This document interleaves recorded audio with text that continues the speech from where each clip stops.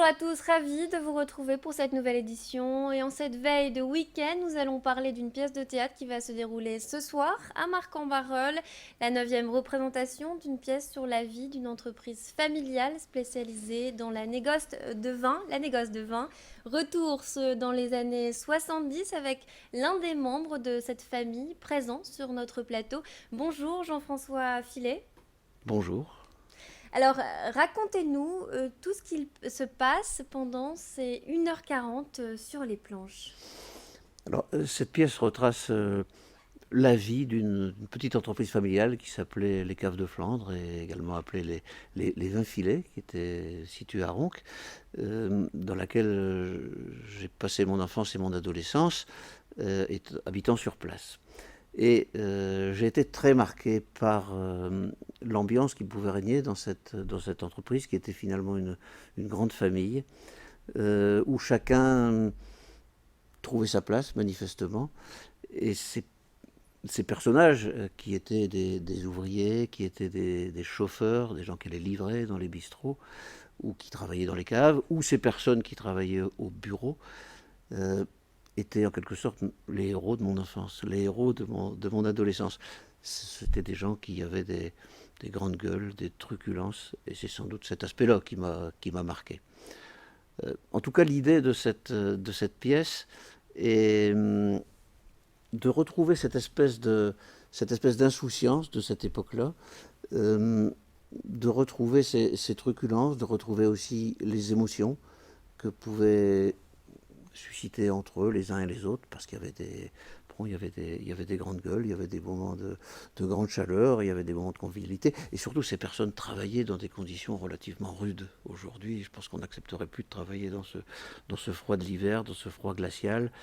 Vous Euh, pensez que les conditions ont changé avec l'époque? C'est un J'en sais constat. rien aujourd'hui. Aujourd'hui, tout est un peu aseptisé, en tout cas sur le plan du lieu de travail, sur le plan du confort du travail. Peut-être pas dans les relations humaines, et peut-être pas dans cette notion que l'on utilise maintenant d'une manière plus juridique, qui s'appelle les ressources humaines. Ce terme n'existait pas à l'époque, et pourtant il était vécu pleinement, je pense, par l'ensemble des patrons et des ouvriers. Et pour vous, c'est important de parler de ces entreprises de l'époque qui étaient à taille humaine, enfin en tout cas celle-ci qui était à taille humaine. Oui, alors c'est important. C'est important pour la mémoire. Ces entreprises-là, je ne dis pas qu'elles n'existent plus aujourd'hui, il y en a sans doute encore. Mais en tout cas, j'ai constaté, et puis les salariés, les patrons de l'époque, mes parents, ont constaté la difficulté de cette période-là et de la période qui a suivi. La période pendant laquelle les grandes surfaces, petit à petit, ont pris du volume, ont eu ces entreprises comme partenaires, et puis finalement, petit à petit, les ont mangées. C'est ça, la fin de cette entreprise a été bousculée avec l'arrivée des grandes surfaces, c'est ce que vous me disiez tout à l'heure. Alors ça ne s'est pas passé directement, frontalement, entre cette entreprise-là et les grandes surfaces, mais en tout cas, c'est ce qui, dans ce métier-là, et je pense dans d'autres métiers de commerce, s'est installé au fil des ans. Ça ne s'est pas arrêté dans les années 70-80, mais petit à petit. Et pour vous, c'est important de faire aujourd'hui vos achats justement chez des petits cavistes, de faire vivre ces commerces? Ah, alors ce lien est intéressant parce qu'on est effectivement tout à fait dans l'air du temps. Alors dire qu'aujourd'hui on est les consommateurs idéaux et dans le respect absolu de cet engagement-là, je ne sais pas. Hein, les grandes surfaces aujourd'hui se sont installées dans les centres-villes et puis on les fréquente. Bon, même si on essaye de préserver la qualité.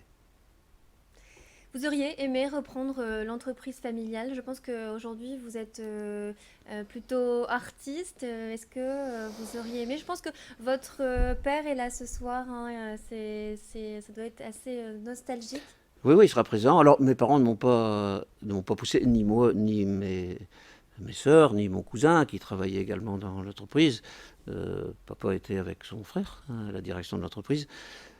Euh, Ils ne m'y ont pas poussé, bah, peut-être parce que c'était leur nature, hein. Il n'y avait pas cette volonté absolue de transmettre à ses enfants l'entreprise. Peut-être aussi parce qu'ils pressentaient que ce métier-là n'avait peut-être plus beaucoup d'avenir. Hein. Ce négoce-là a vécu sans doute des belles années.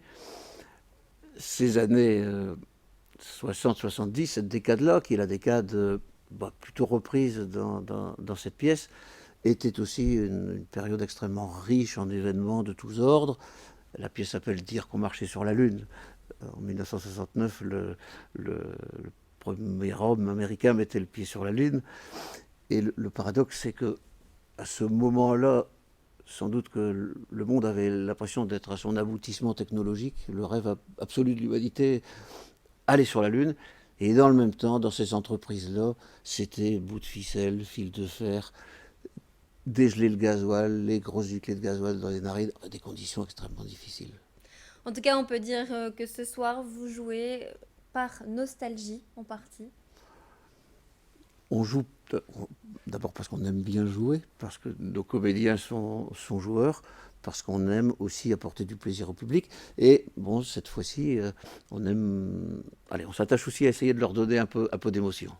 Je rappelle donc que vous jouez ce soir à partir de 20h30 au sein de l'Institut libre de Marcq-en-Barœul, rue du Collège, c'est bien ça. Il reste des places, alors si vous êtes intéressé par cette histoire familiale, n'hésitez pas. Merci en tout cas d'être venu sur notre plateau pour nous parler de cette réalisation. Eh bien, merci à vous de m'avoir reçu. C'est la fin de cette édition. Merci de nous avoir suivis. On se retrouve tout de suite pour faire un point sur votre météo et l'infotrafic. Restez avec nous.